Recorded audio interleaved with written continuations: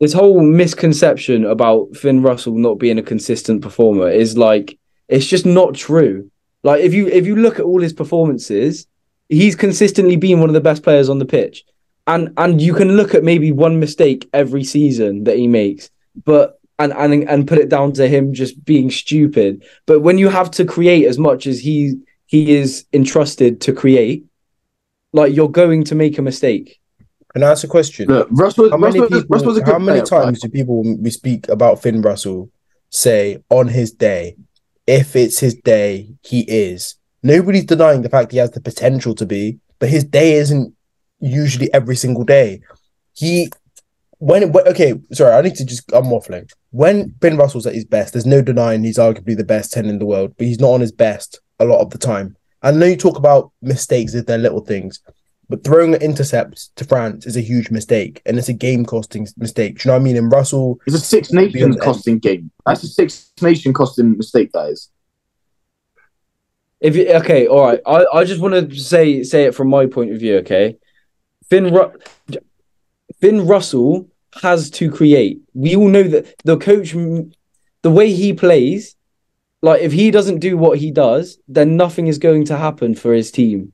But every other 10 has to create, with like bar the exception of Pollard. All right, okay, no, but if Farrell doesn't create in the good England team, then England still win most of the time. Same with Sexton, same with Pollard, and we're talking about some of the most successful teams of all time. Rohan, what I'm going to say you're contradicting yourself is because you said like a lot of the times when England lost with Farrell at 10, you said get Farrell. Farrell shouldn't start because Farrell can't create. If you brought Smith on at 10, Smith would create more. Guys, if I'm lying, tell me I'm wrong. No, that's facts. Right, okay, that's true. I'm talking about not England now, England in 2016-17 with Farrell there. But it's a different time. Like if we're looking at it now, right? Most other 10s, with the exception of Pollard, Mwang has to create. Smith got slandered for England for not creating, right? Sexton creates. Every other 10 creates. Untermatt creates as well. Or when he's not creating, then Dupont creates. But then he's obviously been criticised for his lack of creativity.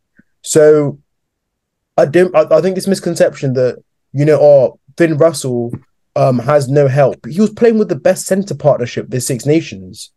He's got a back three of what for the World Cup: Darcy Graham, Stuart Hogg, and Van der Merwe. He's playing with more than what Dan Bigg is playing with, and arguably playing more with than what Farrell and Smith have to play with England. Yet there's still excuses. It doesn't make sense to me. Are you okay? Do you think that any fly half creates more than Finn Russell? Because I can't see a fly half that does. If you look at, I just want to say, if you look at the stats, his line break assists, try assists, he is topping the charts in everything. But Rohan, okay, but how many points did he give away, Rohan? How many points did he give away? And it's a fair the one intercept. That's it. That was the one intercept. And that game. My point of view, I will take. Sorry, you go, Jack. We're only bringing up that game because that was probably Scotland's best chance winning Six Nations in a long time. Yeah. And we're only bringing up that incident, obviously, because it's the most recent one. And the fact that it happened and then they were out of reach for winning the game. That's why I don't think that's what you understand. But that was Scotland's best chance of winning a Six Nations. But then the whole point was they weren't out of reach because they got back into the game from Finn Russell assisting tries and scoring one himself. But when that's not the point. The game was already gone. They didn't. Yeah, because Rowan, that put them out of reach. That put them 2 scores behind. Because they were within 7 in the last minute. But they could have been within 7 already and not given away. But Kieran, without Finn Russell, the three tries that happen after that don't happen. Without Finn Russell, there's no intercept. Without Finn Russell, there's no intercept, and then France probably go on to win the game anyway. I just want to say I will take a fly half that will make maybe one mistake and then create 3-4 tries over a fly half that just does his job. The misconception is Scotland have creators now. They have a centre partnership that creates and was the best in the competition. Those centre partnerships arguably did more for Scotland than Finn Russell did this Six Nations. Why do you think the centre partnership was so successful? I mean, to be fair, a lot of their tries obviously had Russell on them, but a lot of them tries were just those two being at first receiver and them creating a Hugh Jones run an excellent line most of the time. Like the try, I don't know what try it was when Russell put Hugh Jones for a gap. That was more the line than the pass. That was an outstanding line. And that wouldn't have been a try with a Scotland centre partnership a couple of years ago. So you can't keep saying that Russell has no help and has to create on his own. All right. I'm not saying he doesn't have help. I'm saying he's entrusted to create more than any other 10. Rowan, the creativity argument, right?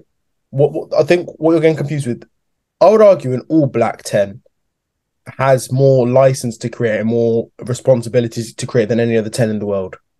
Realistically, let's be honest, because he's expected to play a running game with forwards and with backs, and that also includes forwards. But Finn Russell is literally not entrusted to do that. But then what does he do? Throws interceptions, has rash moments. But if you look at a Mwanga, if you look at Barrett, some of those mistakes Russell makes, they wouldn't do, and they haven't done for New Zealand. That's the difference for me. Finn Russell is a good player, right? Okay, actually, let me ask you this question. Arguably the best 10s in the world right now. You're looking at Intermac, BC, Pollard, Sexton, Mwanga, and then obviously Barrett, and then Finn Russell. Where do you put him in that? From 1 to 7, where would you put him? What's interesting in all those players you've named, Finn Russell does more than in a game. He does. I'm actually finished. No. Let me finish. The stats show that Finn Russell does more than these 10s in a single game. His impact is higher than the rest of the 10s, especially Sexton. I want to say something now. If Finn Russell played in the South Africa team in 2019 instead of Pollard, it would have been a lot closer game and potentially England winning, because Pollard is what South Africa need. They don't want Finn. I know you keep saying, they try and replace Pollard. They don't, because Pollard keeps playing and South Africa keep winning. That game was all. Right, I'm not arguing with you about history. I'm just saying Finn Russell's the best 10 now, and he is. Brian, can I ask you a question? How can you determine how good a player is? The only way you can is through their impact on a game, and Finn Russell has impact on a game. Impact on a game. Look, I appreciate, right, when they play the likes of Italy, Scotland, Wales, England and Wales, right? Yeah, you commend them. You commend Russell and say, yeah, he did a really good game, right? He goes up against France and he goes up against Ireland. He throws an intercept pass and he was quiet against Ireland. So against two really good teams, here's my argument. Here's my argument. Against Ireland, you said he did nothing. He had more line break assists and more try assists than Sexton and more passes. What did it count for? What did it count for? Game, Ireland are a way better team than Scotland, Kieran. If you want to compare individuals, you have to compare individuals. You can't bring the team into it. But then, Rohan, I know, like Russell probably has those stats because he has to use the back line so much more. But then Sexton has such a mobile forward pack that can dominate this good and the loose. Realistically, how many of Scotland's pack get into the Irish pack? And that's exactly my point.